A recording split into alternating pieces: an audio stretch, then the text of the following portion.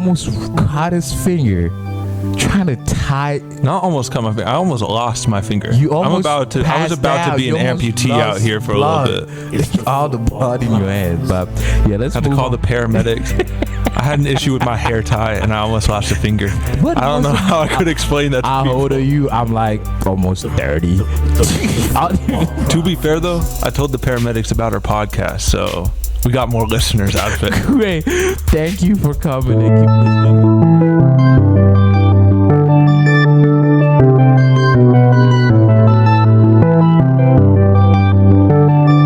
It's the Football Prophets.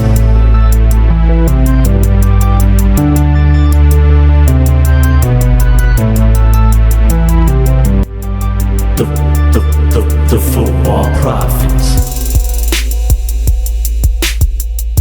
What's up today, FB family? Welcome to a new episode of Football Prophets, where two friends talk all things American soccer. I am your host, Mache, and I'm here with Coach David.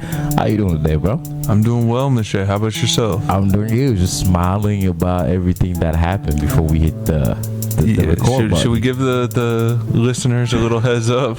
Hey. This might end up being our worst episode ever. We've had some tech issues today, so hopefully you can hear us. Yeah. If not, we're just two friends talking to each other. Yeah, That's hashtag tech guy. Yeah. That's it. All right, awesome. Well, we have a great show today as always. That's not something that we ever do wrong. So we have 3 parts. We're gonna cover game of week 5, game match day 5, or however you want to call it. We're gonna cover all the game. We have 2 games that we're gonna touch on, and they're gonna be the most exciting game that we're gonna go a little bit more in depth about. We're gonna touch on the Seattle played SKC.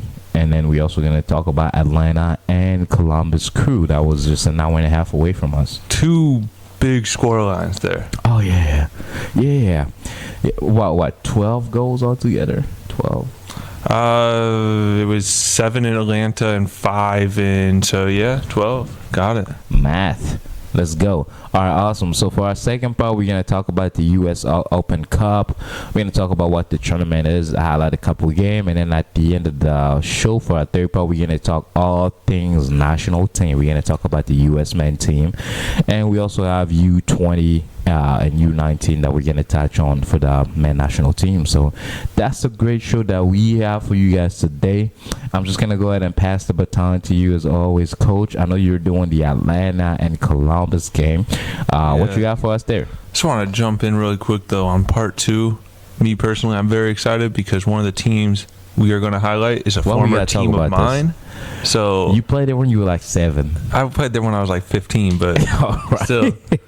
I partly built that team from the ground up. Like, my DNA is in you part of the bloodline. Crossfire Redmond. So I'm just saying, without me, they never would be here. That is very, very strong. That's a hot take. It's a cold take. All right. Well, talk to us about this game. There you go. Atlanta and first of all, Atlanta losing 6-1 was just hilarious to me. The fact that they won 5-1 and lose. I don't usually talk about the missing player, but can we all agree that he was hilarious? It was definitely unexpected. Hilarious. It was unexpected. We can go there. So it's important to note that going into this match week, there are 89 players missing from MLS teams across the league. That's an average of roughly 3 players a team. They are missing because we are in an international window. MLS is one of the few leagues in the world that did not shut down for this window. So, like, if you're looking at England and all these other leagues, they're not playing games right now because their players are gone to play for their national teams, right? With us bringing in Leagues Cup to this tournament, or to our season, that's a whole month where they're not playing league games. They couldn't afford to take this window off because when would we ever play, right? The season would last forever. Yeah. So we are one of the few leagues in the world that's still playing. So every team is missing someone. Some teams are only missing 1. Some teams are missing 7. Yeah. Right? But on average, every team is missing 3 players. Yeah. Columbus were missing players, and so was Atlanta. Atlanta was missing their young Argentinian that you love so much. Almada, like just lighting the league on fire. So he's gone. That's big, right? They were missing probably their best center back in Robinson. Yeah, Wiley still. So they did. But with that though, my favorite defender for Atlanta, he went out injured. And let me pull up the minute he went out in 45th minute. So I think it was actually the 43rd minute. But Gutman gets an injury. It's looking like it's some sort of left groin injury. It wasn't a contact injury. He just pulled up and wasn't able to continue.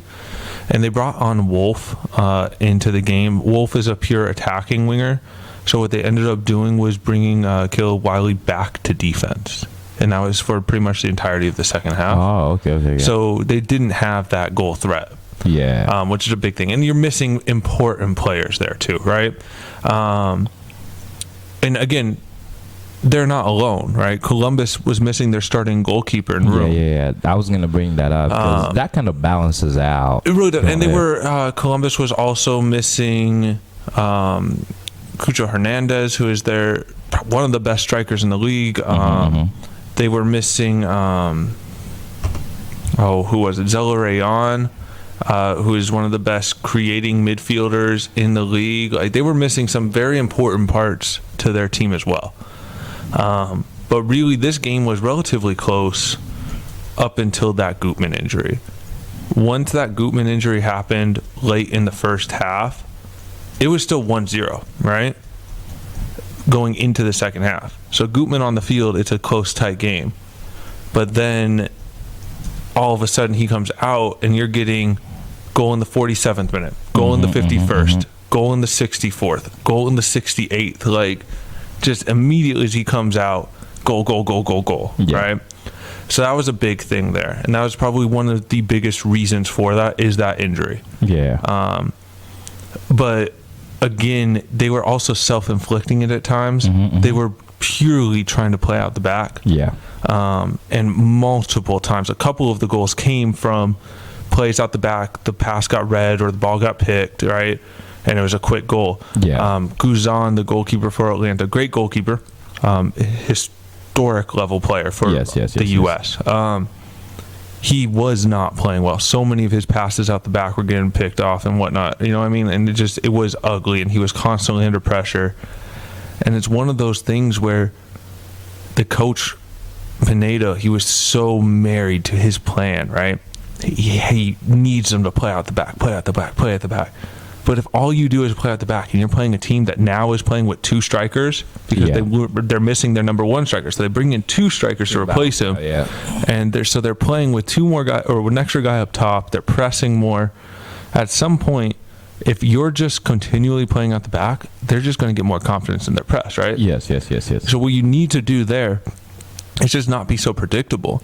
And occasionally you need to do a quick little 1-2 with your goalkeeper, center back, and then hit the ball long, right? And break that first line of pressure. For sure. Because then you are already beating 5 players. Right? You do that 3 times, they're not going to play such a high press. They're going to drop off. Then you can play out the back and you'll have space to do it, right? Wow. And then once they start to press again, you hit it long a few times. It's just keeping them honest. And that's something this team and this coach never did. And they were under pressure the entire game. Now that you break it down like that, I'm like, why didn't they? Because it's such like an obvious tactic. So some teams you see it, and it's up to the players to decide when to do that, right? The Sounders, Steph Fry, the goalkeeper, he's the one that makes that decision when it's time to break pressure or not. And that's something that the coaching staff puts on him.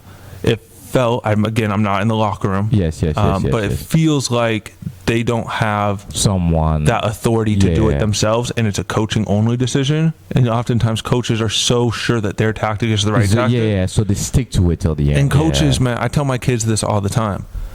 I need you to make decisions because I am not playing the game. I can see the game, but I can't feel the game. That's one of my biggest thing about the thing is like when you on in a pitch, it's like I actually know what is going on here, coach. Basically, like you feel the pressure differently. You know what's happening. Like we try to stick to the plan, but you also have to have. But the other thing about it, you mentioning the missing player, do you think maybe it's just not having player that you trust to give him that freedom? Part of that is because Robinson you gotta trust. And who they replaced Robinson with? Let me pull up the name here really quick.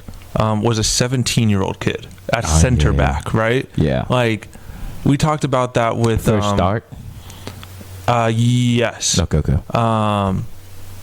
Cobb is his last name. Noah Cobb, 17 years old, getting a start. I mean, he has the frame. He's built like a big center back, but he doesn't have the mentality of it yet. And I mean, that's an experience type of thing. Yeah. Well, who was the player for DC we highlighted? Akinboni, was that his name? Yeah. Oh, yeah, the young 16-year-old center back out of DC. I'm sorry if I got your name wrong. Yeah, I think that's his name. I see. Now that you say it, it brings me back. That kid, he's still a good player, but making a few mistakes based on experience. That's the thing, right? Like, you see that with any center back. That's that young. That's, 16, 17. They're going to make those mistakes. So now you're putting in a 17-year-old who's never had first team minutes before in a situation where he's getting pressed and you're wanting him to play out the back. It's just not going to work. Because what also happens is when you're playing out the back and you're constantly under pressure, right? What's happening there is when you don't have the ball, you're under pressure because you're defending, right? And then, as a defender speaking, and then when you do have the ball, you're still under pressure because you're getting pressed, right? There's no moment in that system where a 17-year-old center back can just be like, all right, I'm going to take a minute, I'm going to take a deep breath, I'm going to get my composure here. Yeah. Because it's constantly going, right? Yeah. Even when your team has control of the ball, you are still in high pressure scenarios. I mean, which is why you got to break that line and hit it long and become. Well, yeah, think about that. Any 17, 16-year-old would do if we were at this position, probably. So let me ask you this before we move past that. Do you think that's more of a coach thing this year on like rely on your instinct and your ability to play? I trust you. Do you think that's more of like putting someone else there? Maybe just picking another defender that you trust that can play center back and putting them there if you don't have that starter. I don't. First off, Atlanta doesn't really have the depth at center back. They just don't. I've seen certain coaches bring take a defensive midfielder and like, hey, for this one game we'll put you there, or put like a right back or something there or something like that. Yeah, but like sacrifice for the experience. I think he would have been fine if he just played a get it launched mentality. Just hit the ball out and then give him a breather on the attack. Yeah. So that way when you guys are on the attack, he's not still under pressure. He's learning. And I think another thing is there, you know how I mentioned earlier, Caleb Wiley had to come to the right back? Yes. Or play left back? Yes. So at some point in time, I believe they were on the same side of the field. You had a center back and a left back that were both teenage kids. Yeah. So 2 of your 4 defenders are barely able to drive. The talent, though, right? Like they're high. They're good players, but like it's a different level. And I rather 2 16-year-old players. That's tough. Yeah, that was a tough decision of a coach. I think that's why I didn't even think about it like that. That's when the floodgates opened, when Gutman went out and you had to bring another 16-year-old out into defense. Now I see why you wanted to cover this game. You had more insight in it than that, because for me it was just kind of like, why isn't this working? Yeah, like, that was my only thought to it. I didn't think that deep about it. It was just like, why? My expectation was just like, work. Yeah, when you watch the game, you're not thinking, oh, this is a 16-year-old kid. You're thinking, this is a professional athlete. Yeah. Why aren't you doing your job? Yes, for sure. But he's a child. You got to counter that he's not an adult. Can't even buy cigarettes. Like, the most educated kids in this world are still stupid, man. All kids are dumb. Like, they make mistakes. It just I mean, that's part of life. You gotta go experience. So I don't care how talented you are. At that age, you're going to make mistakes. 2 teenagers in pressure situations on the back line, there's going to be mistakes. I'm thinking in defense as well. It's tough. I mean, you can put them up at defense. All right, so that's kind of the background there. I want to get a little bit into the actual goals, because there were a lot of them. A whole lot.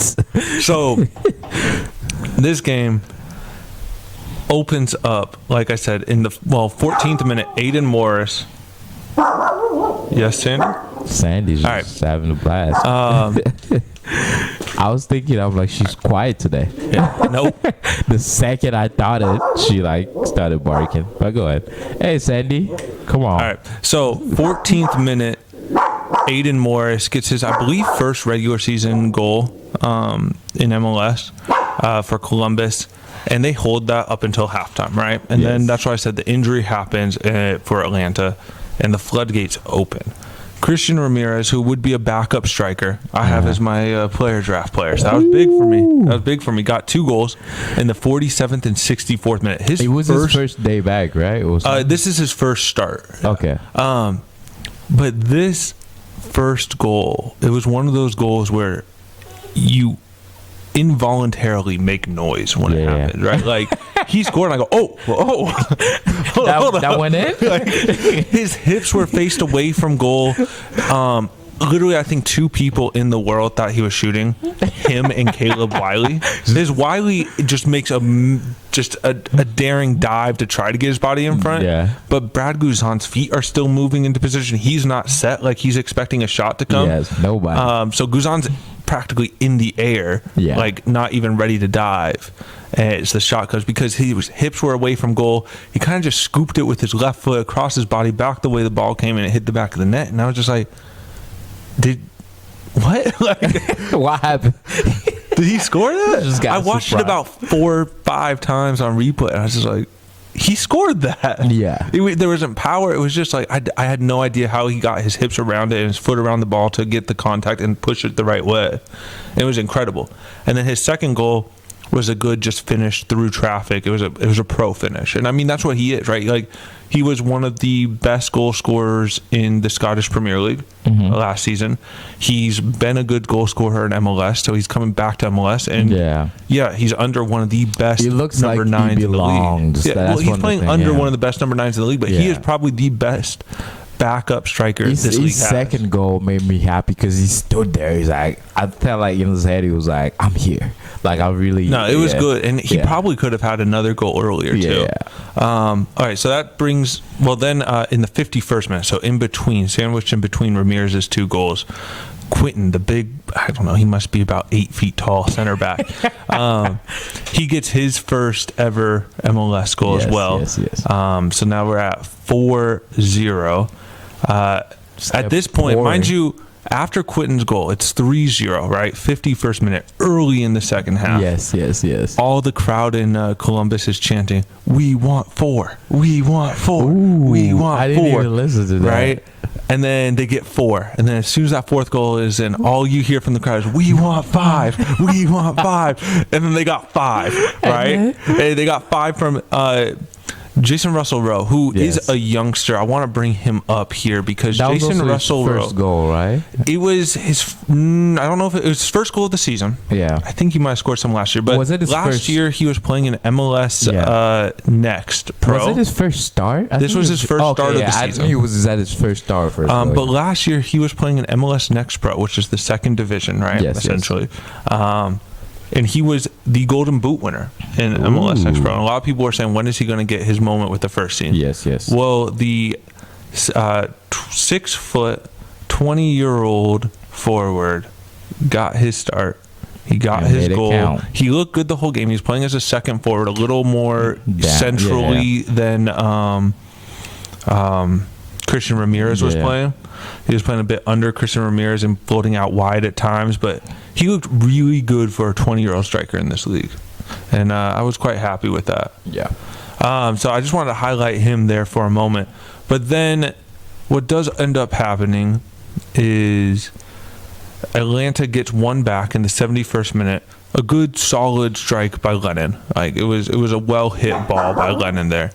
Makes that 5-1, and then Arfston in the 90th plus 1. Mind you, there's only 2 minutes of added time or so, right? So he hits it in the first minute of added time. It goes up 6-1, and the crowd goes, "We want 7. We want 7." Like, there's like 45 seconds left. You greedy people, man. Yo, what if they got 10? That would have been crazy. But so the game ends 6-1.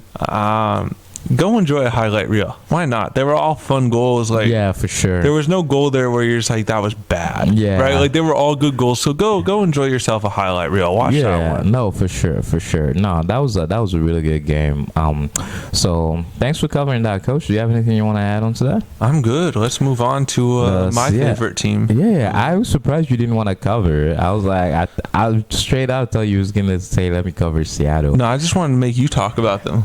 I just know. wanted to hear the and praise come out of your mouth. I'm good talking about I don't them, have a but lot to wanted say hear you. either because I don't want to say too much. Honestly, this game boils down to two names for me. Boils down to Jay Morris and Leo Chu. Am I saying his name right? Essentially, Leo Chu. Leo Chu, yeah, the young Brazilian. One question I do gotta ask though: how do two players get credited with an assist? I only see it in the MLS. So Am I crazy? they're starting to do it all around the world now. So is a thing. Is it like a about 2 years second ago it started. thing? It's Is it called like- the second assist, and it's essentially if your pass that builds to the assist, so the pass before the pass, is instrumental in a high level pass, not just a basic pass, But he has to be an instrumental pass where without that pass, the goal could not have happened. You get a second. You get called the second assist. Yeah. So one thing I gotta say is Leo Chu basically wasn't all the highlights because he either made the assist or he made the pass to build the assist. So a great player there, and the game was essentially made by Jay Morris, man. That's pretty much all the game. The first half, I think he started scoring. He started in the first half where SKC, man, I feel bad, bro. 5 minutes in, Aganda scored the first goal. I was kind of making fun of that earlier because dude scored a goal. Did you see the celebration? Dude looked at the sky. He was talking, thanking Jesus. He's one of those He players was happy that everyone expects to score buckets of goals, and I believe this is his first of the season. This is his first of the season, so he probably felt amazing. 5 minutes in, I'm going to get a hat trick. He said, "I'm gonna get 10 today." But yeah, he did. 20.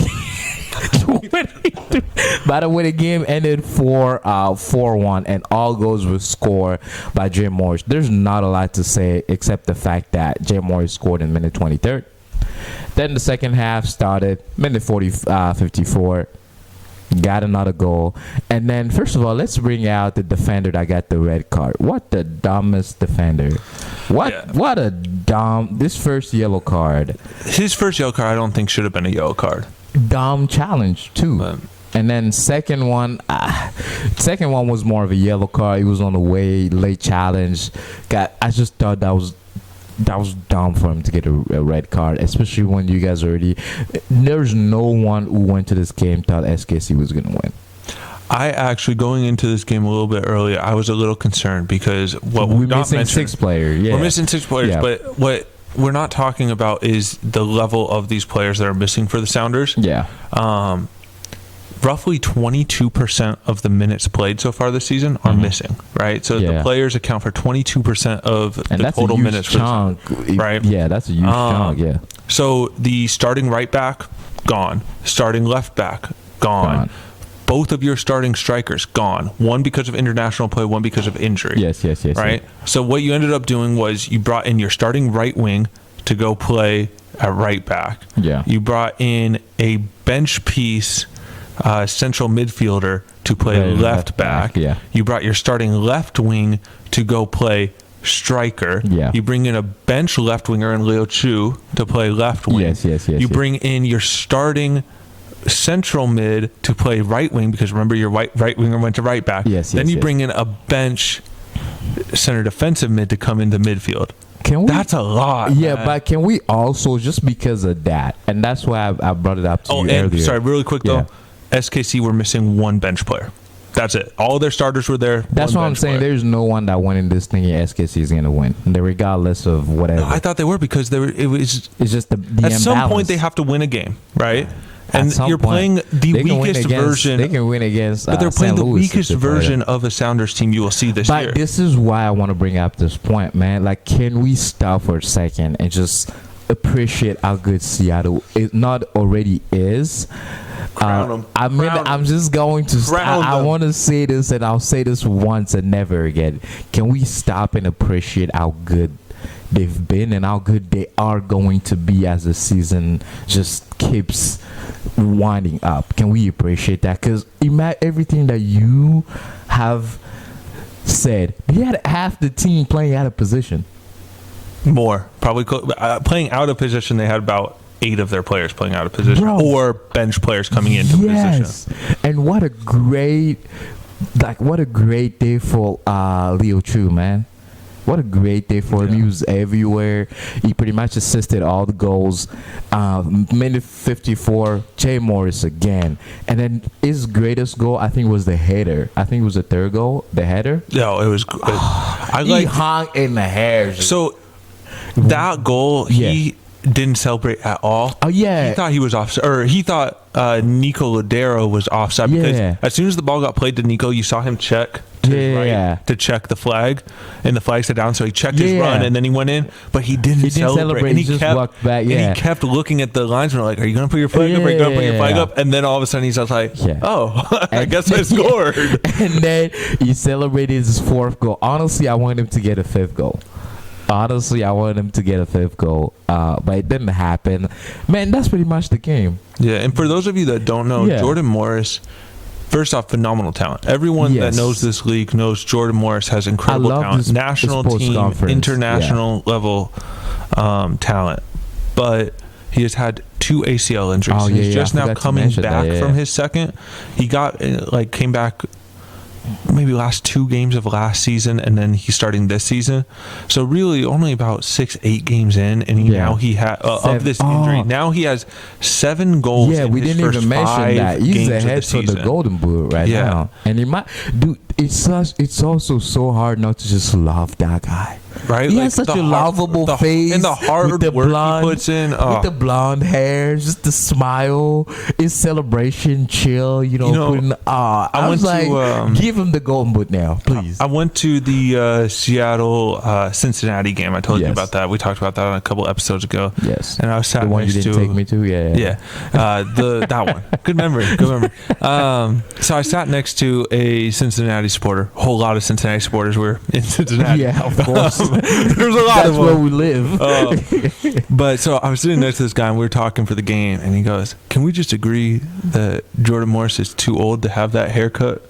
And I was like, first off, he's a grown man playing a child's game and getting paid like $300K. He can have whatever childish haircut he wants when he's putting his ball in the net. I mean, this is not. It looks good on him. I'm not even gonna say it looks good on him, and with the beard, give your haircut, man. I'm just saying, you need let to the get man a haircut. I'm good. Jordan Morris you need to get rid of this. First of all, did I bring this up? I've been telling this man to get a haircut a long time ago, right? I'm like, bro, you need a haircut. You going out. Ain't no more time for this ponytail or man bond or whatever you call it. Get a haircut. No. All right?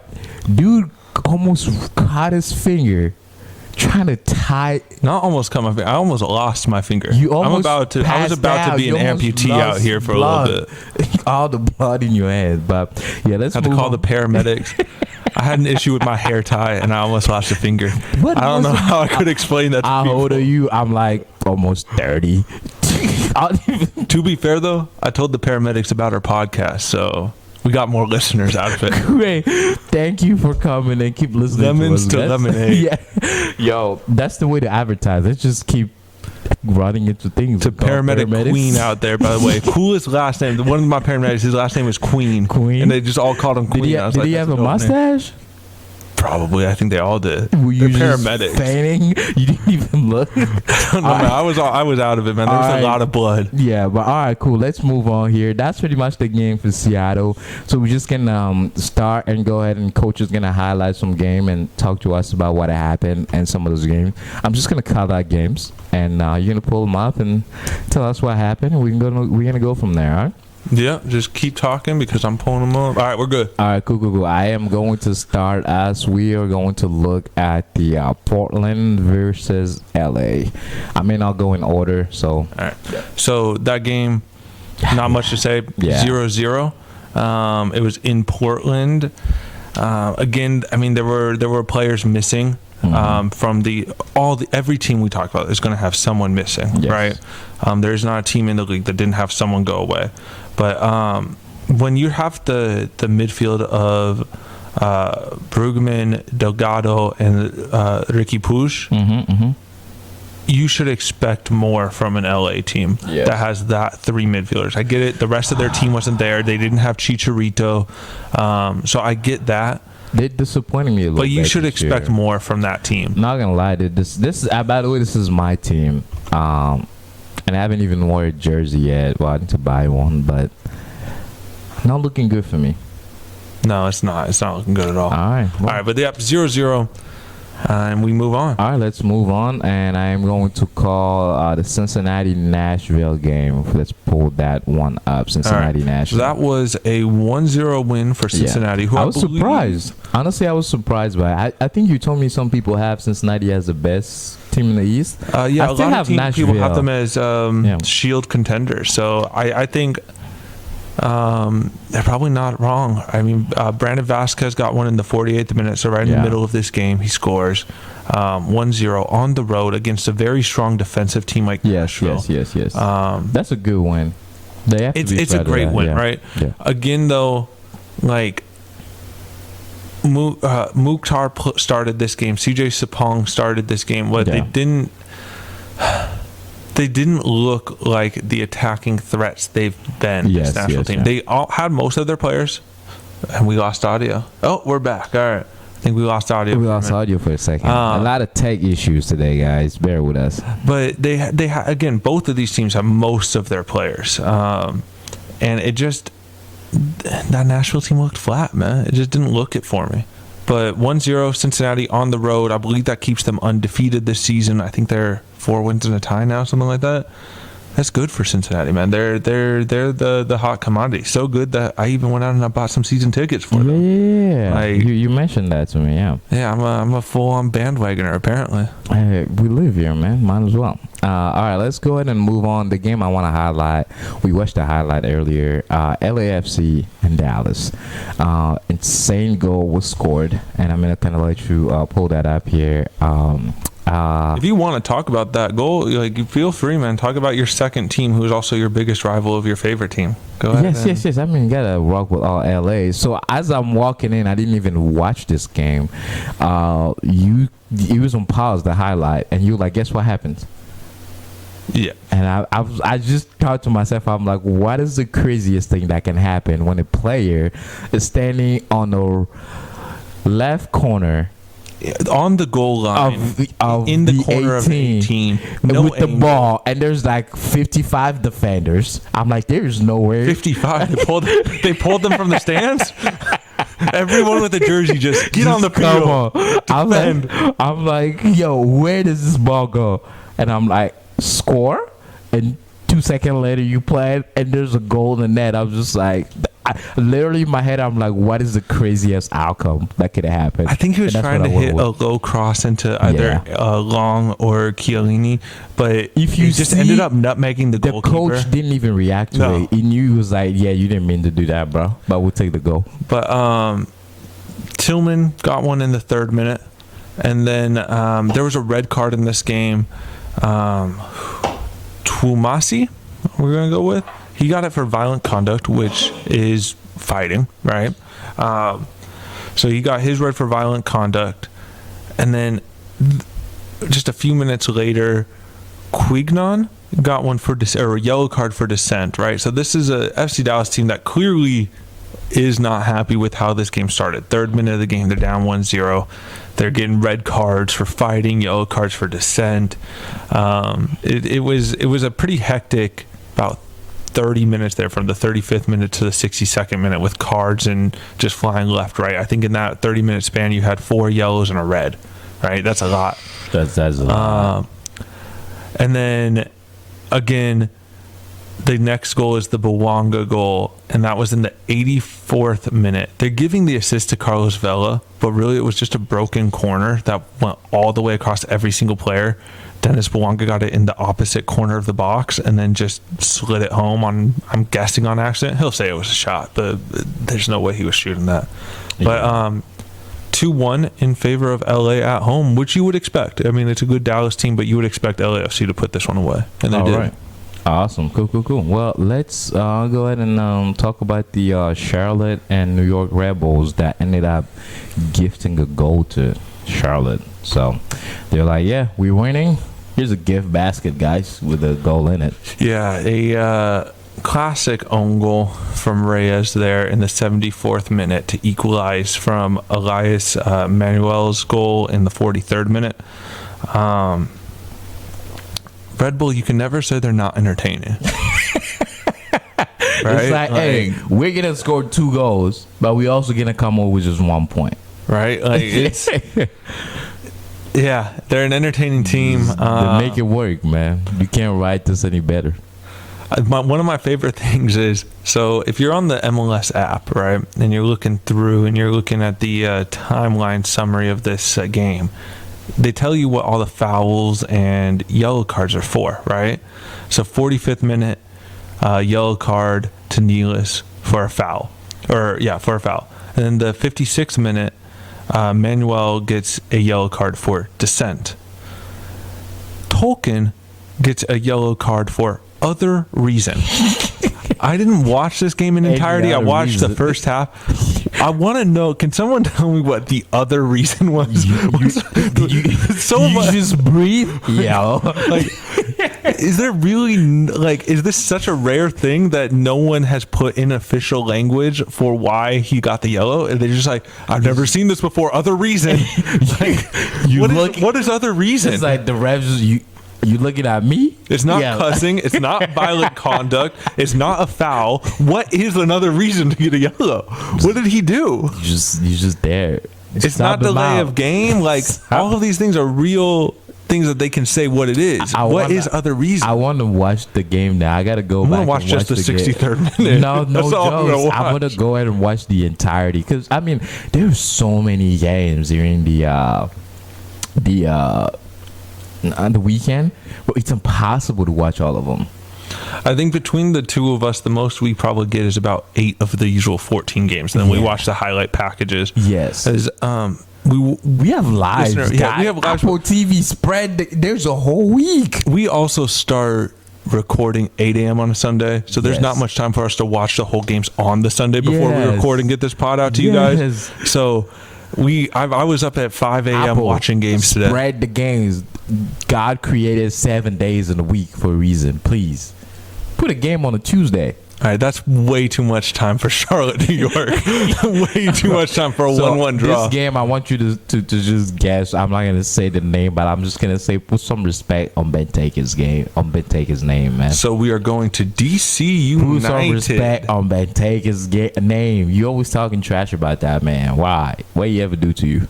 Well, he keeps scoring, but they keep losing. So it's not his fault. He puts you guys up, and then the defenders just lets players by. Yeah, get 2 goals, guys. That we were up 1. But Noel Buck got the game winner in the 88th minute for New England Revolution. Noel Buck is one.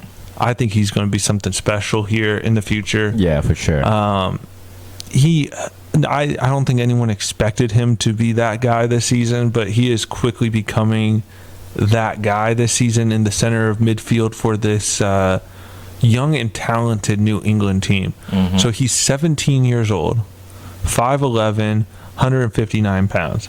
Doesn't look like a great athlete. Doesn't look like someone to be feared. But this kid can ball, man. And it's important to note he was signed to this roster as the supplemental slot. So even when they list him in their official roster to MLS, they do not list him as a big player for them. They listed him as a player they expected was going to be one of their lower end players this season. And this kid's balling at 17. All right, cool. I'm just gonna, instead of putting names, I think I like what I did. I'm just gonna start giving you a hint and let you pick the guess, see if you guess the game. Kamara. That could go bad. Kamara. Let's go with that. I'm just gonna say Kamara. What game do you think that is? I'm trying to put Kamara is the 3-3 tie for Chicago versus Cincinnati. So I'm trying to pull. It's not a tie. They won. A 3-2 then. Yeah, they won. No, it wasn't against Cincinnati. Who was that against? It was against Miami. 3-2 against Miami. There it is. Yeah. So Kai Kamara. It was the 92nd minute of the game. Just does Kai Kamara things. The ball gets shifted out to him. He puts it in the net. This is what Kai Kamara has been doing his whole career. He has played for 10 different MLS teams. A lot of records. He has scored for all 10 teams. He is the only player in MLS history to score for 10 different MLS teams in his career. Man is he is also the third highest scorer in MLS history. This goal put him at 140. He is, I think, 4 or 5 goals behind second place. He's going to get it this season. He's going to become the second best goal scorer in MLS history this season. And I want to see it. I want to see it. If he's at 1 goal behind or tied on the record, we got to go and do a live show wherever they're playing at. Yeah, for sure. We have to. All right. But 3-2 is how that finished. Chicago over Miami in Miami.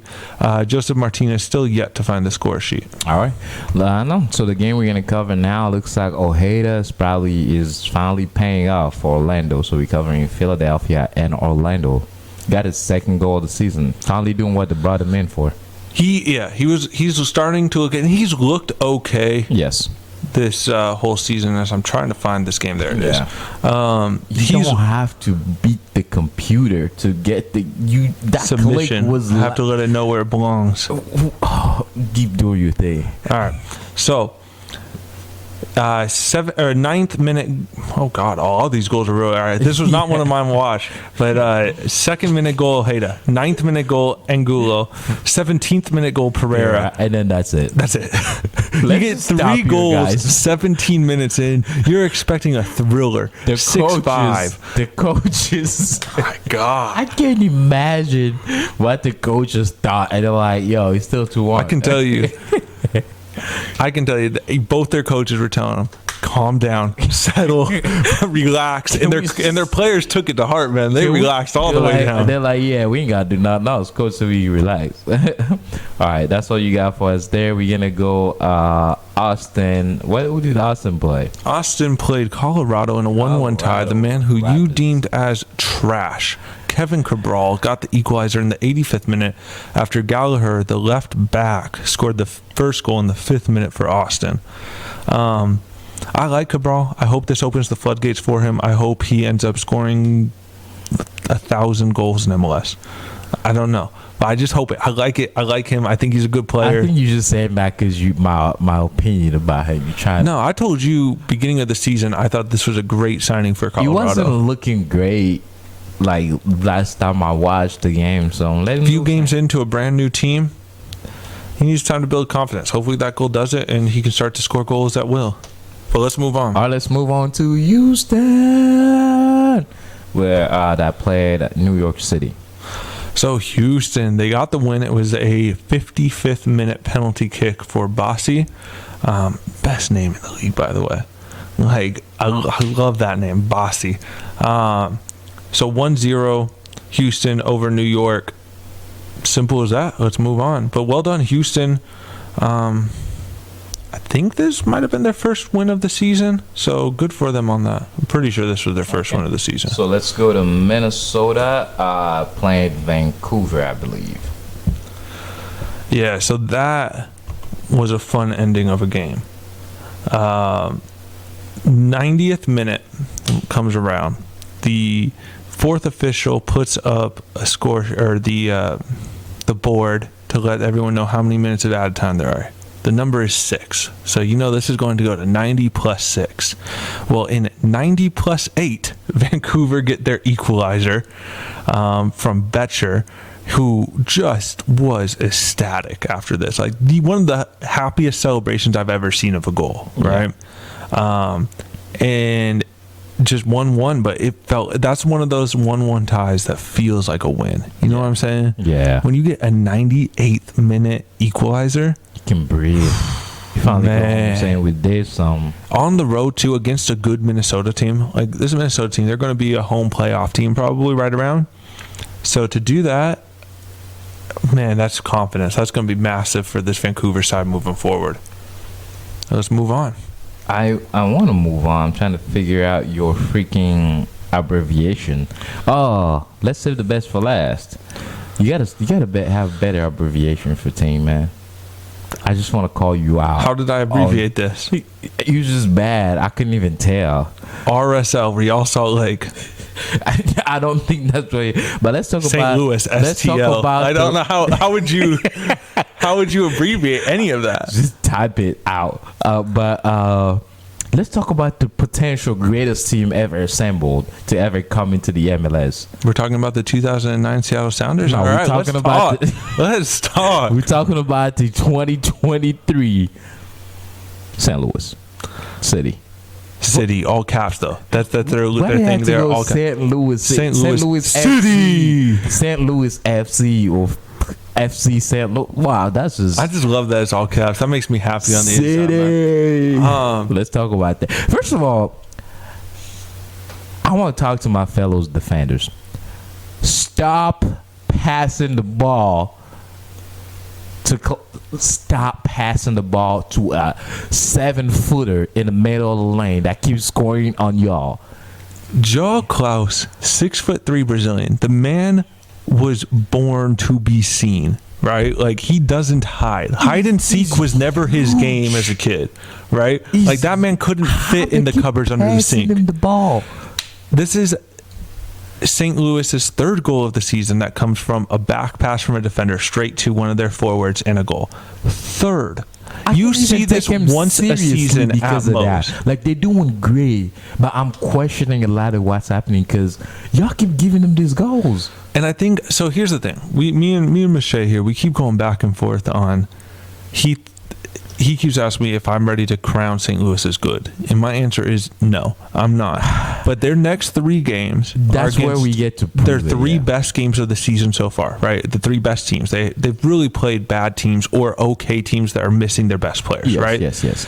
And also defenders giving them the ball. Yeah. But their next 3 games are Minnesota at home, and then it's Seattle on the road, I believe, and then it's Cincinnati at home.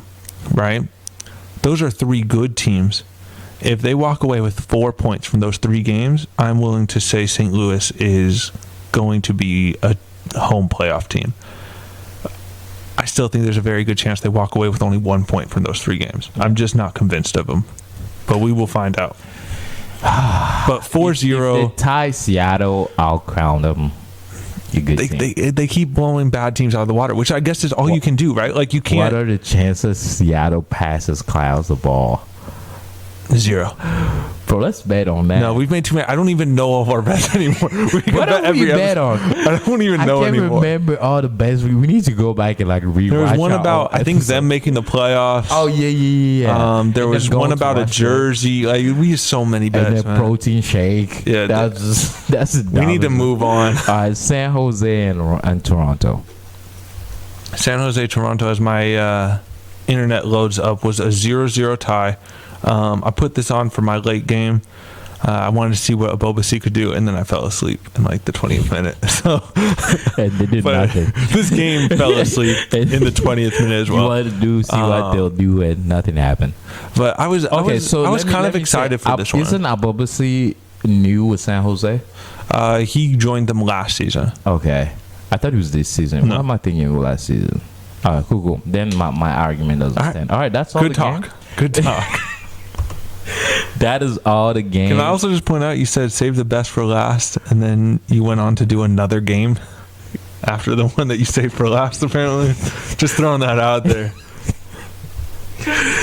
This is our best episode. Let's take it. We've had like a lot go wrong today, so let's keep it up. But let's go ahead and take a quick break, and we'll be right back.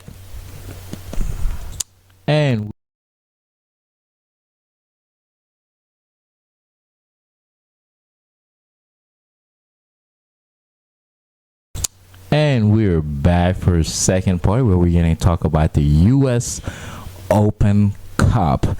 Coach, what's this tournament about? Talk to us about it. So its full name is the Lamar Hunt U.S. Open Cup. Lamar Hunt was a big part of the reason why soccer in this country succeeded and was sustainable. He was an owner of multiple different pro teams back long before MLS, right? He was in MLS as well. FC Dallas owner. He owned a few teams in MLS. He was just constantly losing money to keep this sport going, right? There's statues of him. He he is the reason why soccer in this country succeeded for so long when it really wasn't. He's changed the game models, figured out how to make it successful. So this tournament is based after him or named after him. What the Open Cup is exactly as it sounds. It's open, right? Any adult team in this country can enter. You have to qualify to get in, right? But you are allowed to enter. Yeah. Our 7-a-side team? No. You need 11 players. It's full field. You don't turn the soccer field into 2. We can get the subs. Make all 11. No. So I just want to highlight a few teams. This is the lower level round still. I believe USL League 2 has entered at this point of the tournament. So it's still low level pro and semi-pro teams. Yeah. A lot of semi-pro teams in here, but my favorite mascot in the country, his team played today. So Appalachian, that's it. No FC, no club, just Appalachian. Their mascot is Bigfoot. And it is so dope. If I was a little kid, I'd be terrified, but it is so dope. And so the Appalachian Bigfoots, it was a 2-2 game. Both goals for Appalachian came in by Holbrook in the first and 32nd minute. Talk about scoring early, right? First minute. And then it got equalized by Fernandez in the 38th minute and then Ferreira in the 79th minute. Fred Ferreira. Great name, by the way. Yeah. I love that name. Fred Ferreira. That's a soccer name. You know what? I'm still hung up on the fact that you have a favorite mascot. But yeah, keep going. So, in this game, as I said, it ended 2-2 in regulation, so it went to 120 minutes, where it stayed tied 2-2. But in the 40th minute and 116th minute, NC Fusion from North Carolina, who only existed since 2016. They're a new team. I don't know how long Appalachian's been here. They might have been since 2020. I don't know. But they got 2 red cards in the 40th and 116th minute. So they're playing down 2 men. They pull it 2-2, which I think is great, honestly. Being down a man for most of the game in the 40th minute and still being able to equalize in the 79th to push it to overtime. But Appalachian Football Club move on 3-0 on penalty kicks. I hope they stay in this tournament forever. I want to see Bigfoot lift the cup. That's what I want to see. This is what the Open Cup is for. I have never met a person that said, "Yeah, my favorite mascot is." So thank you for that. I appreciate that. Well, I'm not going to tell you who my second favorite mascot is. Please do, because now I can't. Do you feel the sarcasm? I'm bad at sarcasm, so I got to point that out. All right. So moving on. Drum roll, please. Wow. Sorry, Sandy. You played here when you were like 12 and you still... Crossfire Redmond versus Project 510. The name of this team. I don't know who insane. Project 510 are. But Crossfire got it done 3-0. You're welcome, Redmond. You're welcome. You are welcome. Because you played there when you were 12. My DNA is in this club. Okay. So all I can say is, you know who else played for this club? Please give me another name that's better than you. DeAndre Yedlin, starting right back for the USMNT national team. Thank you, Jesus. Please. I don't think when they think of that team, they think of him more than they think Me and DeAndre created this team. Okay. We are Crossfire. All right. Well, get the job done. Move on to the rest of the games. Coach, please bring those other games out. All right. So we're going to do a quick run through, similar to how we do with MLS teams, but we're going to do it a little more rapid fire here. So Ocean City beat Westchester 3-1. Is that Westchester, Ohio? No, I believe it's California. Oh, okay. El Farolito won 3-0 over Inter SF. We already covered the Appalachian game. Nona beat Club de Leon 1-0. Where is this team Manhattan beat FC Motown 2-1. FC Motown, remember how we were talking about Violet and how they couldn't get all their players and they're having to bring in random players? Same situation. No, FC Motown loaned one of their players to Violet. Oh, okay. For that game. Des Moines won 3-0 over Beeman United. That's where I'm from, by the way, Iowa. In case you were wondering. Never would have guessed. Yeah. Never would have guessed. You look like every dude out of Iowa. All right. Chicago House. Waterloo, Iowa. Chicago House beat Bavarian United 1-0. Tulsa beat Brazos Valley 1-0.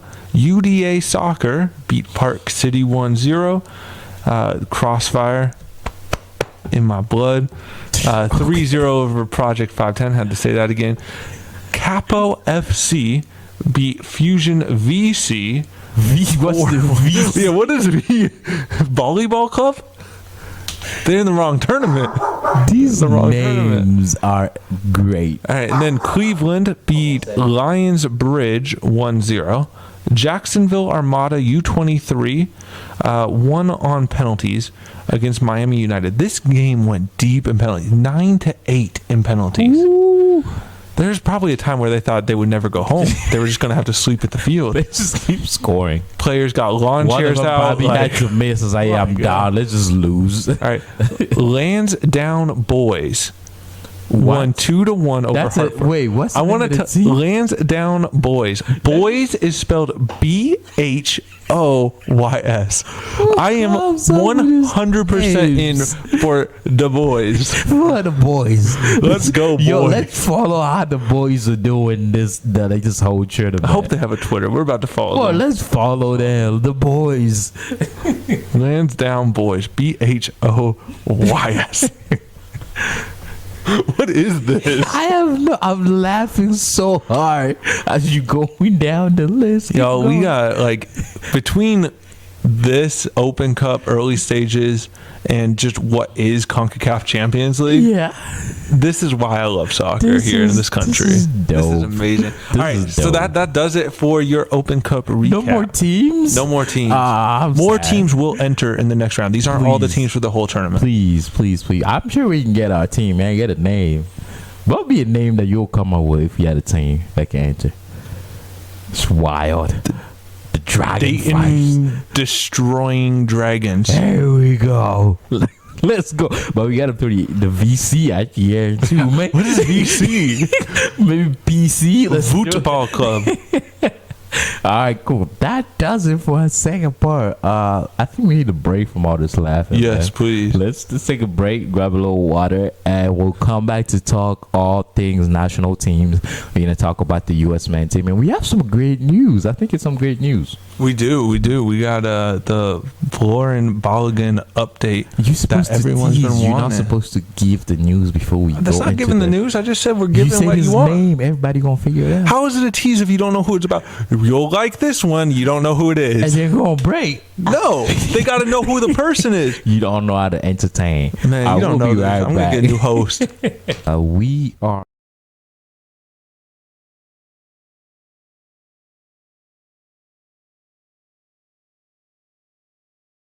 We are back for a third part where we are going to talk all things national teams for the U.S. What you got for us today, Coach? I was excited about our third part here. So as we said, this is an international window, this March window, and there are 89 different MLS players called up to their national teams. Yeah. That includes a few for the U.S., although most of the U.S. squad has been called up from Europe. Because they are on break. Yes. So most of our domestic players are staying with their clubs, which is actually something that I think is really good. Yeah. But also along that with the full national team, the U19s and U20s are having their camps and games. So some players are being called up for that. But we're going to focus mainly on the U.S. full international team today, who had their first game against Grenada. It is match day 5 of 6 for the CONCACAF Nations League in the group stages still. Yeah. 7-1 versus Grenada. The only time U.S. has ever scored 7 goals in this competition. The first time that they've ever scored this many goals away from home. Just pure domination, right? Although, usually when a team wins 7-1, you can only say good things. Yes. But I have a few bad things to say. All right, go ahead. Because, first off, how do you let Granada score against you? Oh my, that shouldn't Jesus. happen. It was some bad defending. But the one thing I really, really want to focus on here is Gio Reyna, who we recently talked about that whole drama, right? He gets into this, and you would think a player with all that going on wants to impress, right? Is going to be hungry, starving. To show that. Right? You're going to come out 100 miles per hour out the gates trying to play and be your best, right? He didn't. He looked okay. He was fine. He just didn't look like he really cared too much. He wasn't trying. Good. He's supposed to be one of our best players. He's supposed to be the guy. And you see it in spurts when he's with Dortmund. Like, at times he's one of the best players you'll ever see. But he isn't it right now. And you would think that this would be the motivation he needed. You're going up against a weak side. But do you also think that maybe this has all been like on him? Like, because it's a lot. There was a lot we talked about. But you would hope that you would be able to unleash that and just let loose. Like, different people, man. Yeah, which is not a good sign, though. The best players use that. The best players use that, and he isn't. But who came in is Alejandro Zendejas, and that kid just declared for the U.S. He was with Mexico. He has done a one-time nationality switch, so he can never be not American now, as far as FIFA sees him.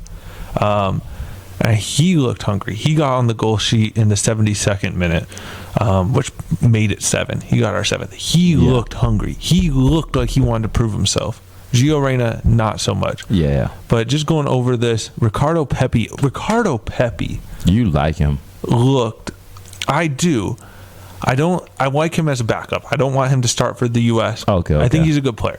But he looked like he was playing to prove something as well.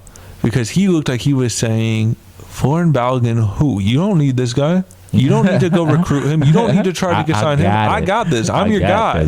He looked good, man. 4th minute and 53rd minute. Which is what you want to see. You want it. That's the mentality that you want to see. You don't want to see that give up, I don't care mentality. Yeah. So Ricardo Pepi gets 2. Brendan Aronson gets 1 in the 20th.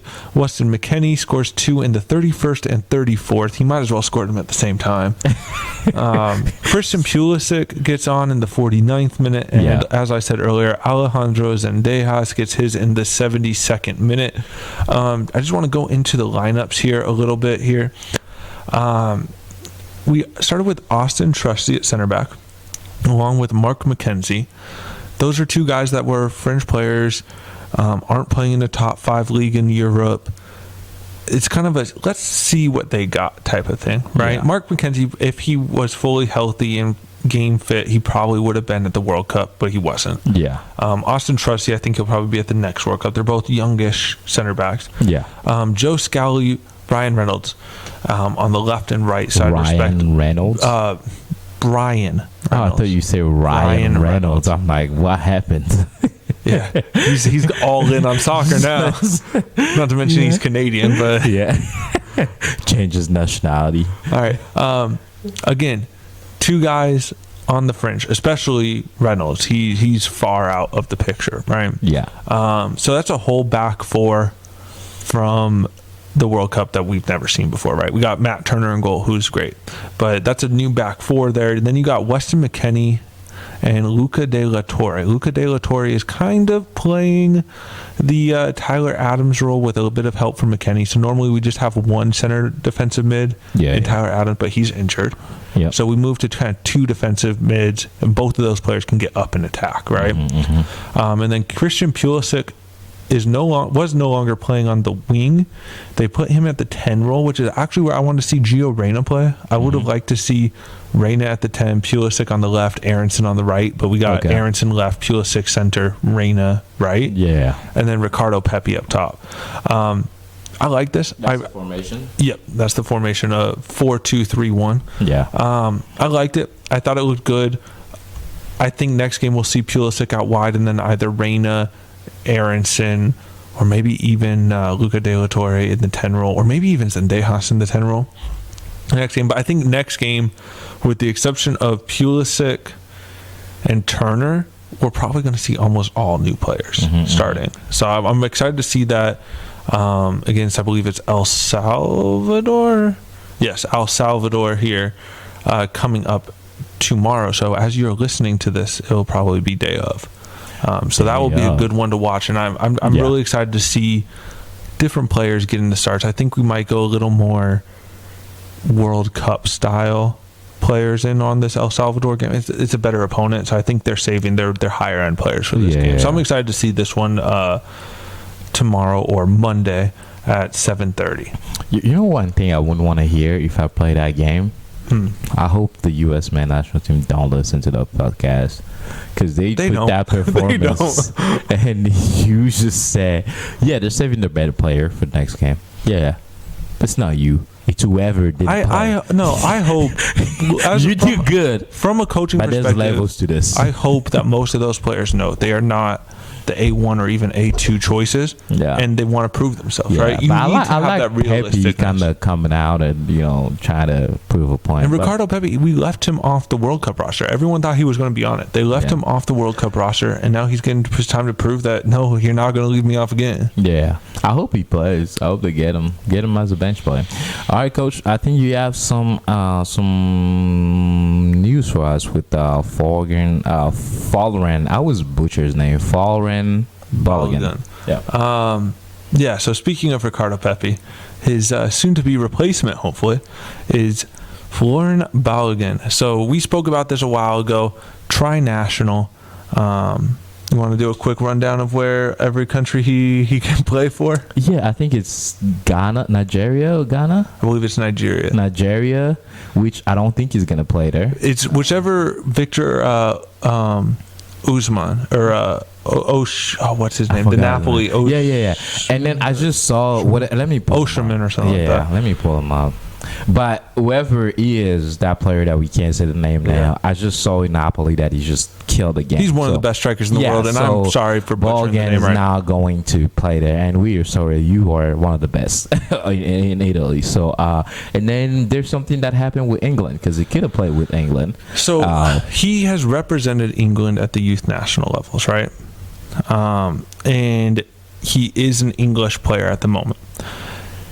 For this Nations League tournament that's happening now, he was not on the roster, right? He did not get called on. Victor Osimhen. Osimhen. Yeah. So he did not get called into the U.S. roster or into the England roster for this tournament, even though two strikers are injured, which is his position. Yeah. And they only replace him with one, right? So he's just like, what? So as that happens, he gets called into the U21 camp. Now, simultaneously to getting called into the England U21s, he says he is injured, pulls himself out of the camp, and then immediately plays for his club the next week. So not injured. Clearly not injured. He plays the full 90. You don't belong here, broth. And he said, no thanks. So he pulls himself out with an injury, and then unfollows the English national team on Instagram, then posts on his Instagram something along the lines of "Go where you're wanted." Yes. Well, he's something about like appreciated. Yeah. Like that. Yeah. And then he pops up being photographed in the U.S. wearing a New York Yankees jersey with the number 9 on the back. If that's America's not a message. Courtside at Orlando Magic game, which, by the way, is where the U.S. had their camp. Yeah. So he is in and around the U.S. team. I'm here.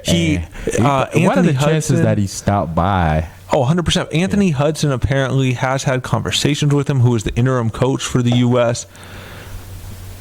It's happening. We're getting him. It is going to happen. This is the biggest nationality change for the U.S. since Yunus Musa. If they fumble this. if they fumble this, he will be the biggest villain in the history of sport. If he does all of this, does that whole saga, gets the courtside seats, gets the Yankee jersey, unfollows his national team. Yeah. He's right? like, I changed my mind, guys. Like the amount of death threats that man would get. He can't. But he can't say no. I'm like, yo, we're both Christian. What if you really had an injury and you prayed about it and you got healed?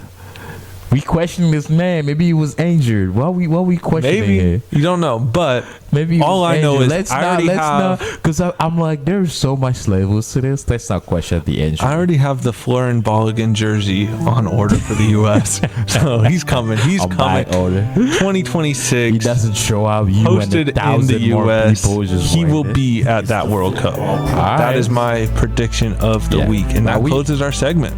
That closes it, and that puts us at the end of our show. Thanks for listening, FB family. We appreciate you guys being here. As always, you know, you can reach us, email us, contact us at our email, which is prophetspod@gmail.com. Twitter, you can find us at prophetspod, and you can listen to us on YouTube, Apple, Spotify. I always throw in Anchor, but Anchor is really Spotify. So go ahead and catch an episode, man. You know we entertain you, listen to sport. Do you have anything you want to add, Coach? I'm good, man. All right, awesome. Good stuff. We'll catch you on a new episode, and Coach, see you next time.